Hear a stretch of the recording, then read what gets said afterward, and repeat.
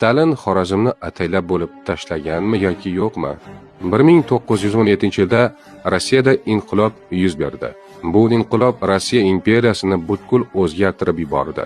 Imperator ag'darilib, Sovet hukumati tuzildi. Bu jarayon Xiva xonligiga ham ta'sir o'tkazmay qolmadi va 1920-yilda Xiva xonligi tugatilib, uni o'rnida Xorazm Xalq Sovet Respublikasi tuzildi. 1920-yillarda Sovet rahbariyati Stalin boshchiligidagi markaziy siyosat O'rta Osiyoda katta miqyosdagi milliy davlat chegaralanishi jarayonini boshladi.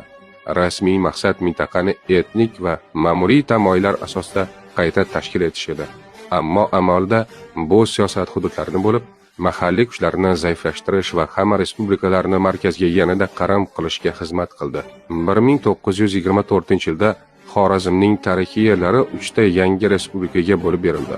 Bir qismi O'zbekiston tarkibiga, bir qismi Turkmaniston tarkibiga, yana bir muhim qismi esa Qoraqalpog'iston hududiga berildi. Shu tariqa bir vaqtlar mustaqil va bir butun bo'lgan Xorazmning siyosiy xaritasi tubdan o'zgardi.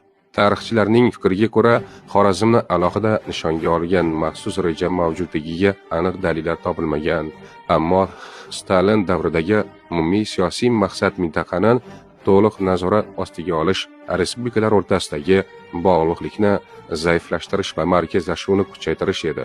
Demak, Xorazmning bo'linishi alohida bir xalqqa qarshi maxsus qaror emas, balki butun O'rta Osiyoda olib borilgan yirik siyosiy strategiyaning bir qismi bo'lib ko'rinadi.